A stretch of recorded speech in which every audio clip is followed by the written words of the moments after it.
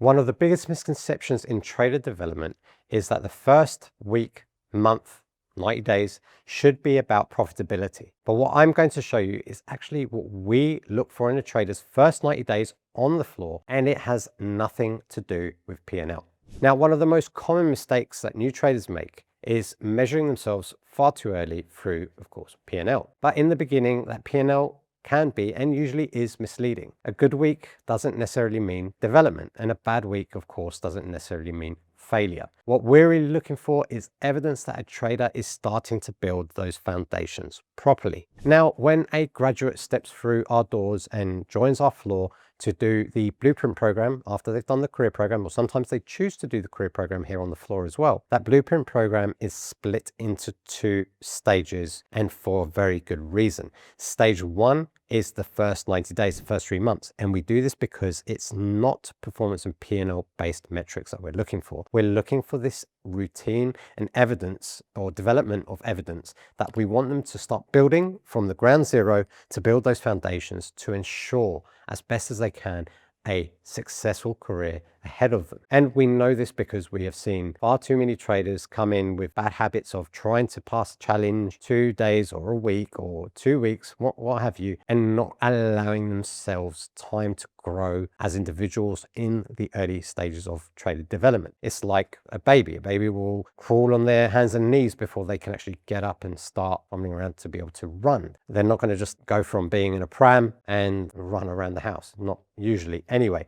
Now, that first 90 days is so important to build that evidence development, because a lot of the times traders come here through trying to trade on their own, whether it be through various prop challenges or brokerage accounts or CFDs or crypto and whatnot. We need to develop a good sense of evidence development in many different things, which is what we're going to be talking about today. And the first of which is developing evidence of routine, because really before edge becomes invisible in one's trading, routine usually does. And I don't mean routine like waking up at 6 a.m, going for a 5K run, coming back, doing some breathing exercises, meditation, having a coffee, whatever. Of course, those things can help, and if they do, amazing. But I'm talking about routine in the office once they get onto the floor. Now, all of our grads, once they get in onto the floor here in Cyprus, 7:30 a.m. UK time, that is, they're doing their morning prep, not a minute later. And that morning prep is going to consist of, look, what happened overnight? Did Trump say anything? Is there any developments in X, Y, Z? Being aware of these things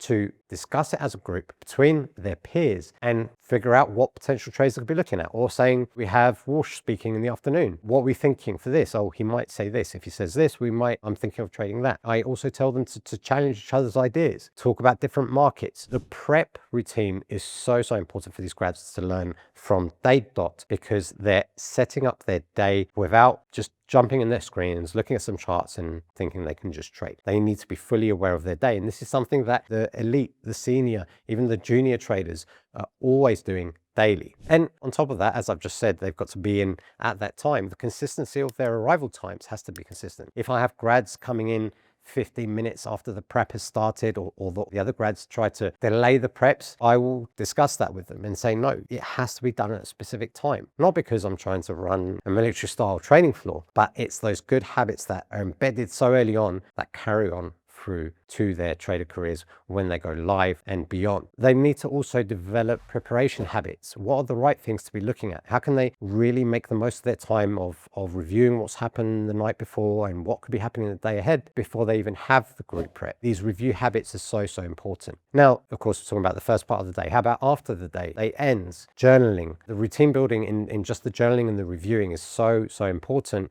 And to also review with each other. We do workshops here weekly. We want the grads always doing a workshop weekly. They do a rota, because I want them to review trade or a process to their peers and have their peers also question and say, oh, how about this? Or did you think about that? All of these things build up great development in themselves, so that they can then focus later on their edge, and then of course eventually, which will catch up naturally, the P&L. The structure is just so important in the evidence of routine. Now, moving on, we move on to the evidence of self-awareness. And this is actually a very, I would say, overlooked point here, because one of the fastest signs of development is when a trader actually starts seeing themselves more clearly. And then I see this happen to many traders through various points of their career. But what can really separate the senior guys who have got the experience, who've been trading 5-10 years, is they're so good at being able to identify mistakes. And I don't just mean from a very surface level point of view. I mean, really identify where was the issue and how they can use this to go forward and make sure they don't repeat the same mistakes. And it's all about that honest reviews. And I did do a video on debriefs here. You can check it out on top right corner of your screen if you haven't seen it. Be really honest with your reviews. Take ownership of the trades. Take ownership of your behaviors and your patterns. Did something slip? Recognize these things and really work on implementing the right feedback within yourself and also from your coaches and your mentors and your team. The strongest point here is coachability factor. Where I've got grads and I've had grads in the past,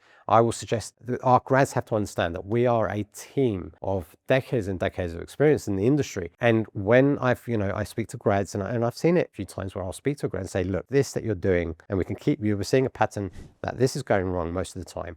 Now, how about we look at it from this way, or how about we look at it from that way? If I get challenged by the grad, I like it this way, I'm going to do it that way, there's going to be not much luck in that person's trading career going forward. And not to use the word luck, but you understand what I'm saying here. Coachability is such a big factor. And if I've got grads that just aren't coachable, they're not open to listen, they're not open to develop and build that trust with their team around them, then it's going to be very hard for them to improve their own game and their own trading career moving forward. Now, another evidence of development that I want them all learning, and this is also such an important one, as they all are, but this one is all about risk discipline. And I don't mean, 1,000 today, I'm not going to trade anymore. That's the complete wrong type of risk discipline that we're talking about here. We're talking about things like respecting limit, position sizing, learning how to react after losses, and developing emotional control. And again, going back to those first 90 days, it's so important because I make them aware. And this is a line that I say to all of the grads in stage 1 of our blueprint, which is enjoy this time, because hopefully, and just hopefully, this is the last time you're going to ever be able to trade without any consequence. Okay, meaning we're not looking at the P&L, we're looking at you building your foundations as a trader and building this evidence development. Learn how to react after a loss without the worry of, okay, I might get stopped out, or I might blow this evaluation process. Learning to adapt, they're all going to go through it. Traders all go through it, which is not avoiding, but actually getting into, revenge trading and spiraling. And I've got some grads right now that have that tendency. That stage 1 is so important, those first 90 days, to really work on those processes. And one might say, well, how can one learn the true way of dealing with emotional control until they've got something on the board? And that's where the second stage comes into it. And I might do a video on a later date. But how a trader really handles risk early can often tell us more than their actual results can. And this is what I'm saying about zero consequence. Learning how to handle and manage their sizing in edge domains that they might not particularly feel that they're comfortable in can really work so much better for them in the long term. And finally, the last bit of evidence development that I like to talk about is information filtering. And this is probably, I would say, one of the hardest early skills that traders need to develop, because it's one of those, again, it's very easily overlooked unless someone's trading for a very long time, because the earliest skills isn't about finding the right trades, it's learning what not to focus on, especially when you've got so much going on around you. You've got traders around you trading news, and you've got other traders who are trading technicals. It's learning to see where the right opportunities are and handle the noise of ladders moving in front of you and not knowing what's going on,